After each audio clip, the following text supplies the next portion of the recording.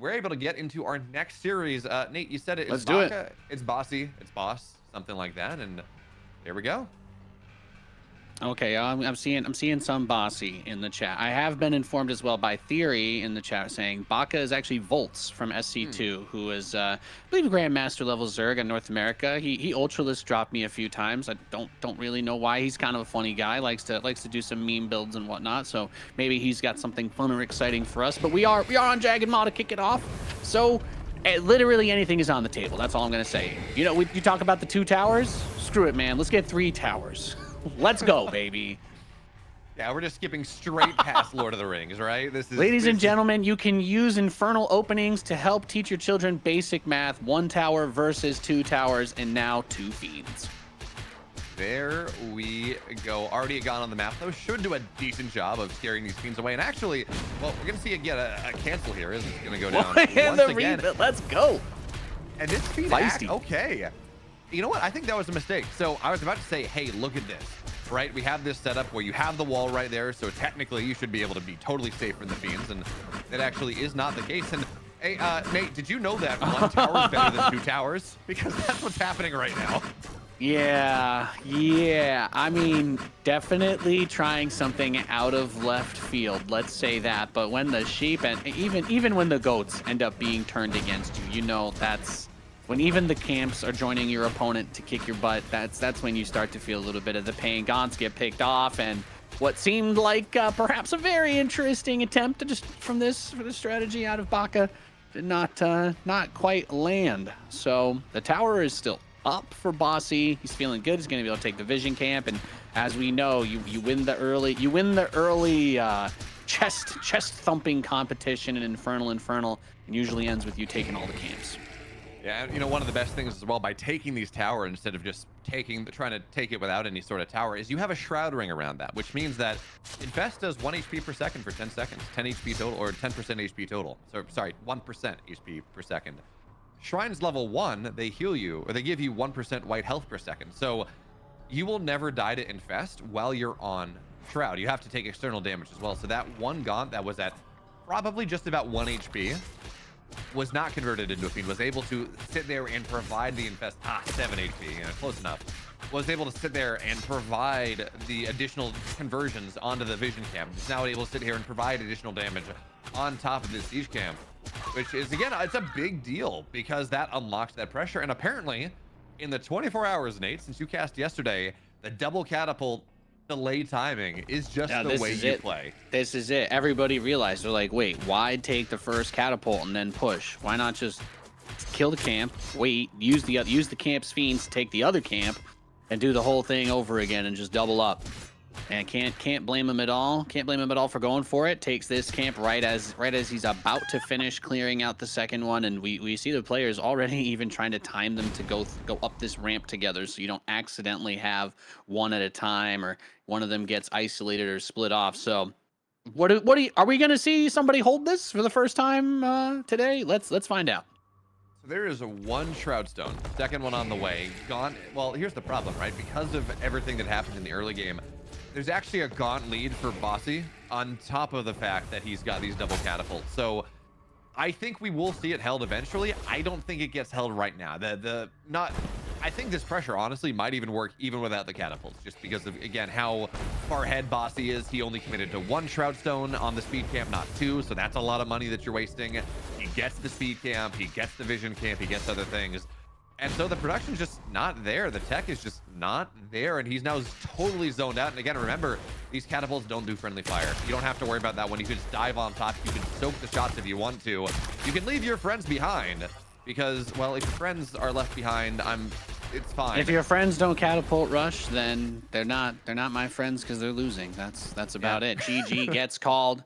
GG gets called. Bosse takes game 1 over Baka with the double catapult push after the attempt going for the Eye of Sauron build at the beginning, but unfortunately not able to win the 2 towers versus the 1 build. Just not quite able to get there.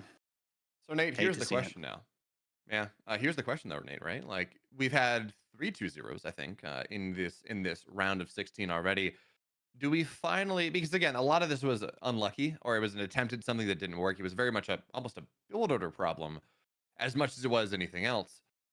Do we see our first 3-game series today? Because again, all the qualifying matches thus far, they've been 2-0s. My concern is that because we're starting on Jagged Maw, Mhm. the player that loses the first game just gets so tilted by the catapults that I think it makes that game 2 a little bit tougher. But I don't know. I just do not know anymore. It feels like the momentum you get off of that win has just carried forward in every series that we've seen. So I'm not gonna tempt fate here and say that the if you don't win the catapult, you don't win. But it feels like whoever wins the catapult in general just straight up ends up winning. So we'll but maybe we'll be surprised. I'd love to be wrong here. Get us that game 3. Let's get her done. I hear you're ready to load into this next match. So let's go for it. We've got Bosse in the red in the top right, and his opponent Baka in the blue this game in the bottom left. And Nate, I bring good news. I bring tidings of great joy. Talk No to me. one's proxying. This game is gonna go at least like 3 minutes. Thank gosh. That's exactly the kind of Sunday afternoon news I needed to hear. Thank you, BeoMulf. I mean, we had like 1 or 2 series towards the end of yesterday go to game 3. I was telling you before we were casting, I was like, if you only get to watch one of the matches we just did, it's got to be this one, because we had an Infernal game on Secluded Grove just get absolutely crazy and go all the way to the uber late game. Dragons came out, we were seeing the breath and hey, like just all this madness. It really got to such a wild state, but it takes a lot of work to get there, and we've just been seeing, at least for all these infernal games, whoever gets the early momentum just does not seem to be able to let go of it. So I'd love for us to get to that crazy late game and explore a little bit more of the infernal, but it has been such a knife's edge matchup thus far. Yeah, and Nate, you talk about super late game. You have not truly lived until until you've played an Infernal, where both players are on double dragons. All right, that is peak Infernal Mirror. But for right now, what do we got here? We got the speed camp getting started by our red Infernal player, and actually, there's no creep contested on the map at all from Baka, fast unless expand. I'm missing something. Okay, Yeah, fast Baka is expand. just straight up takes the shrine, sends a little fiend scout by the looks of it, but that is really going to be it. Even getting the shroud stone rather quickly there. So I think since this maybe gives a little bit of insight, but Volt's Baka is at least in StarCraft was someone that plays at a reasonably high level on the ladder, but does a lot of the non-standard, non-meta strategies. So I think just to try and help with the expectations, it may not make sense because Baka, because of Volts, he's not a player that really makes a lot of sense. He does a lot of crazy stuff. He has stuff that he practices and works on his own. So on one hand, I think it's cool because he has the potential, if he's able to execute whatever it is that he's thinking of doing, it might end up being really awesome. But that it also boils down to the old adage of RTS, and your opponent is doing something weird, you can usually just go kill them because they're not actually going to have a full army if they're trying to do some specific type of strategy. So clearing out the camps and building up the fiend count is never going to be a bad move for Bosse, but let's just keep our eyes on if he's on top of what Baka tries to do down the line. So this fast expand build is definitely viable, or it was a couple days ago. I was actually doing something similar for a while until people started just consistently realize that you can mine out the trees on the left side and run through all your static defense where it's not and just kind of win the game. But this is something that specifically Noni has been doing at the high levels of the ladder. And in fact, if you're an Inferno player and you want to say, hey, how do I go and play macro? How do I go and play defensively? Noni has been at the forefront of that pretty much every build, about figuring out these opportunities to go and play fast expand or do whatever. The question now, we're gonna have to answer it. Can you hold the double speed camp rush? Because that's where all these fiends are from. Every single creep camp on the map pretty much has been taken, and the wall is nice, but you do have to posture forward, because again, if they start to get on top of your imps, that's mass conversions, and at that point that doesn't really feel holdable. And because of the Shroudstone positioning, I think it's where it is to go defend against the run by from the backside as well as this attack from the front. but it actually gives positioning for the Gaunts to go and try to put pressure on your Luminite line without really doing all that much. But Bosse, for now, seems like he's going to back up. It's not worth doing. He doesn't want to try to contest this, and this just means that, well, technically, this is a macro lead, but we look at the natural of Bosse. He's got the exact same amount of imps, and he's going to take pretty much every camp on the map. So he gets the map control, and of course he doesn't have to worry about the big skulking monster in the shadows. As it's not like he doesn't know to some degree what Baka is up to. He's got map vision. He's been all over. He can see if anything tries to skirt around the outside or go for a flank. And the moment that these trees get chopped down to try to open things up a little bit for Baka, maybe he wants to try and move over and take a third base if that's the style that he's been playing, since it has been very macro focused so far. If he's just going to try to push out from this position, and it does look like he's going to start up that third shrine. We see the third shrine go up as well for Bosse, so he's respecting this. He's not saying, oh, I think I can just kill you, because typically when a player practices these types of defensive builds, usually what allows you to do them long term, and that's why you don't see them as much early in development, or at least early when a game comes out, is because you got to know how to deal with everything before you can just say, yeah, I'm safe to just expand early. You have to have some kind of experience or plan depending on what's going to go down. So he's been showing a bit of respect there, sends out the Doombringer, and that has the big potential, of course, if he catches him off guard. But I kind of like that the meat camps are right there near the resource lines. Can kind of mess with that if he tries to drop on that position. It's not going to be completely empty, but also worth keeping in mind that the Fell Hogs become a liability as well with the Infest if he doesn't have enough to ready to defend. So what I'm looking at right now is there's a Shroud Stone pretty much on the edge of the cliff, actually coming down for both players, which is one of the things you want to do. Second Shroud Stone, it's just not done in time. So this is almost the perfect timing date, and instead it's going to be 3 very early conversions. And well, we do have 2 Shroud Stones now. They're ready to go, and that is going to force the Doombringer out. At the end of the day, it's only 3 dead imps. But remember, despite the fact that this was a very quick expand coming out of our blue player, and he, again, does have double Shroud Stone, pretty well positioned here, his third base is actually slower. So despite trying to find this macro advantage that you might like to look for, he doesn't really have it, because again, that third base is just a little bit slower. The imp counts are roughly the same. So even by getting those 3 imps on the Therium line, that's enough to say, yeah, any advantage, any macro advantage that Baka had by going for this build is pretty much nullified. Yeah, the other interesting way to look at it too is you can say, well, he also gave up all of the camps and was not immediately buried far behind. So on some level, maybe he tries to make an argument for just a macro focus, like more typical RTS play, and he's thinking, I'm not going to go contest the camps, because if I do this, well enough, we'll be close enough that I can still just win the fight with control. But yeah, definitely a more passive approach. But at the same time, he still has a lot of stuff. So I think when we get to the stage where the armies start to get this big, that's when you're kind of wanting to get those Magmadons. And I suppose if he gets to those at the right time, then the Fiend advantage from clearing up the map maybe is a little mitigated there. But it's hard to look at what Bosse is doing and feel bad about it, right? Because he is getting additional resources as the camps get bigger too. So it's not like it doesn't scale up as well. It gets a little bit progressively worse to sit back in your own base over time.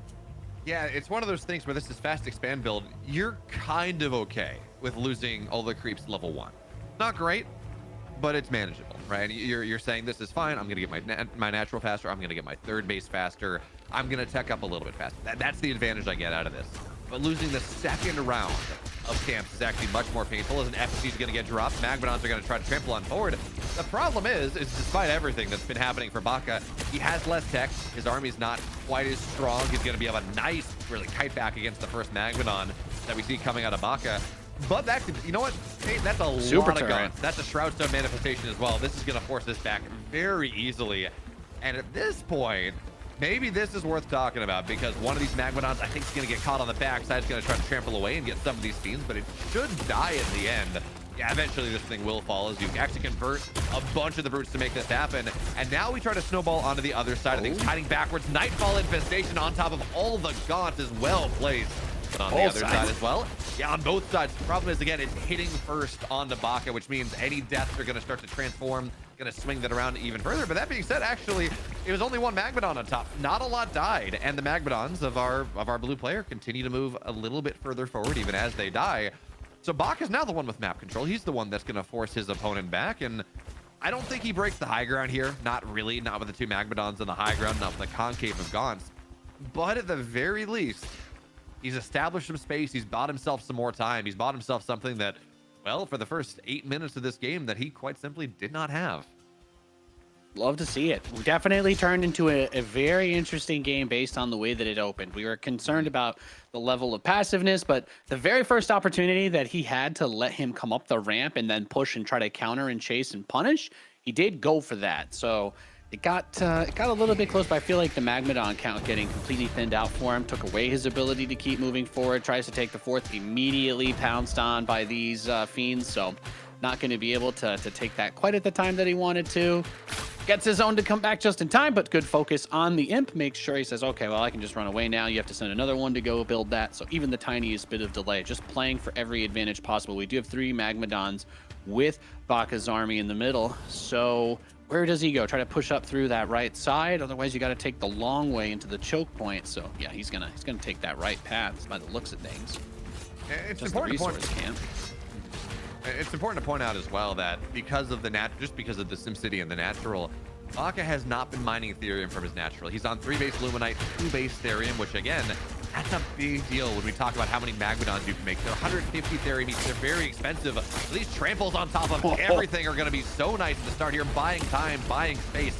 But it seems like at the end of the day, most Gaunts or most imps will find their way out. Magmadon's not able to get on the Gaunt line until just about right now. Infestation dropped as well. Baka wants to end this game right now, but Nate with the Shroudstone manifestation, with all the spells available, I am not convinced that this is necessarily going to be a break. Not really. There are fiends on top, so there we go. The Magmadon should be able to eat some white health.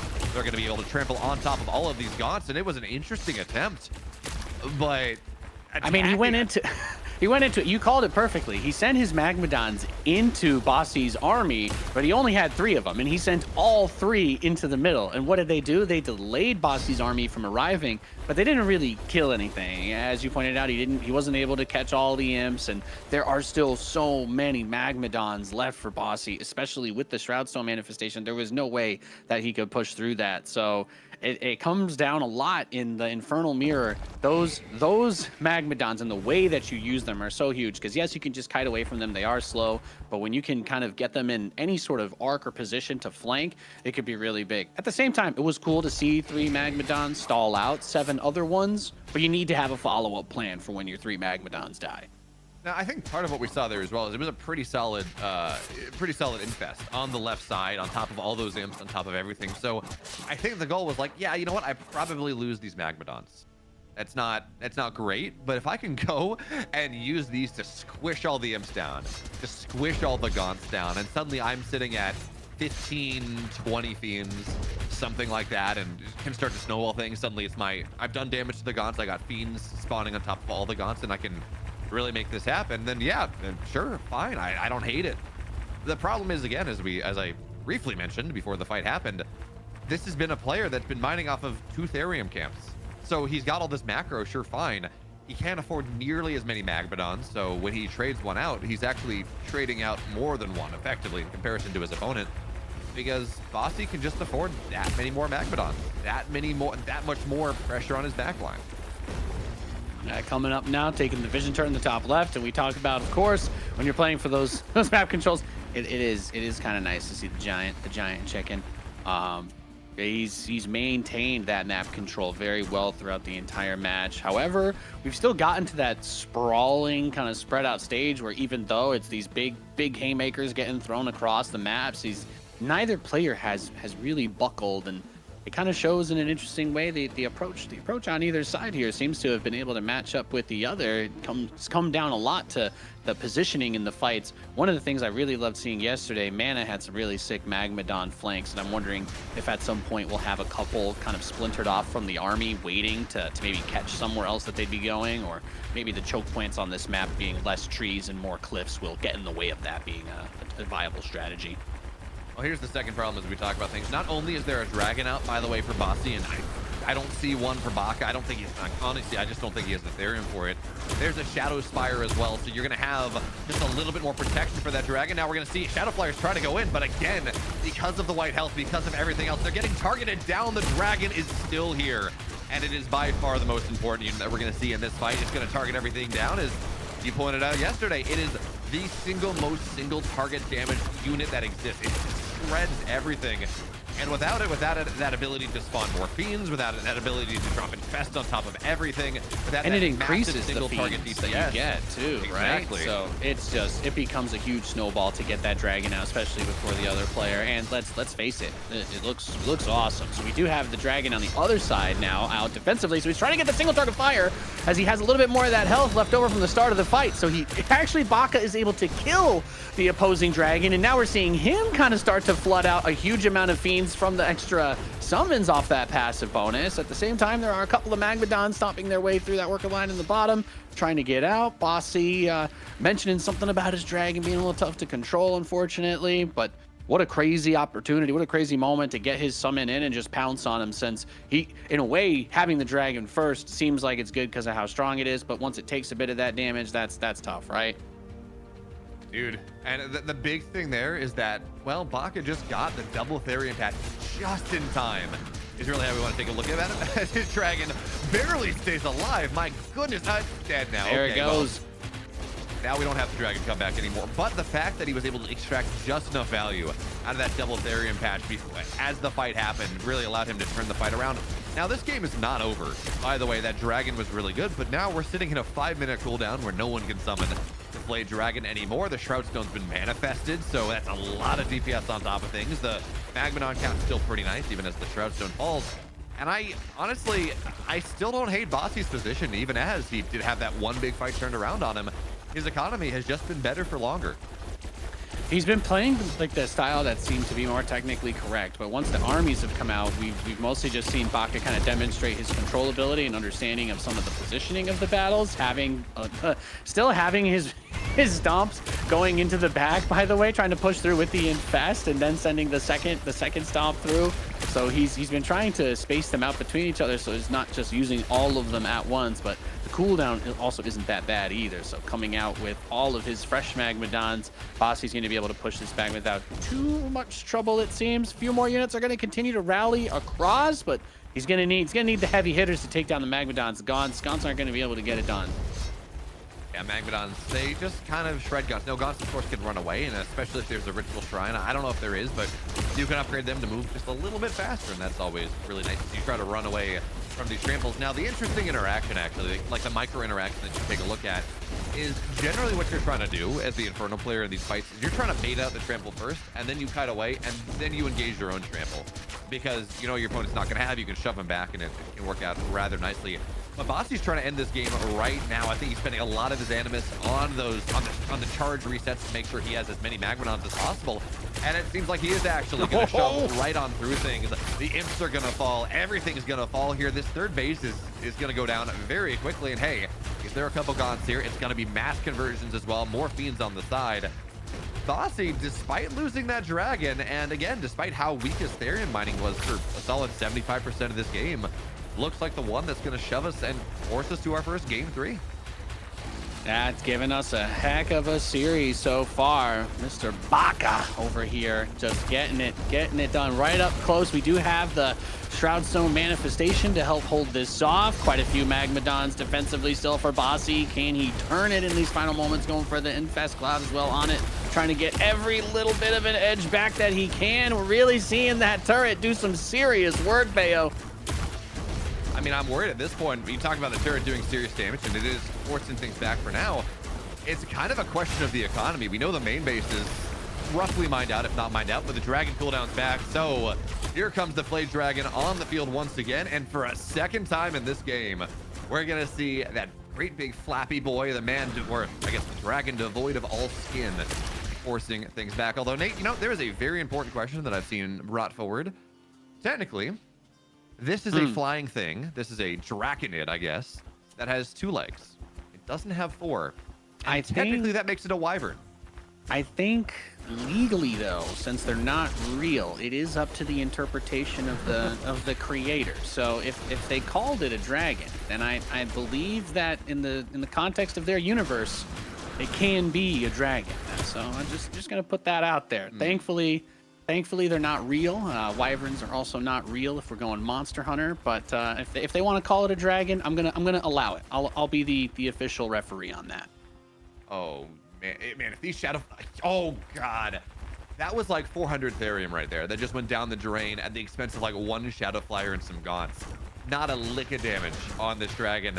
We talked about how it felt like Baka was able to make the comeback and starting to push through and doing heavy economic damage.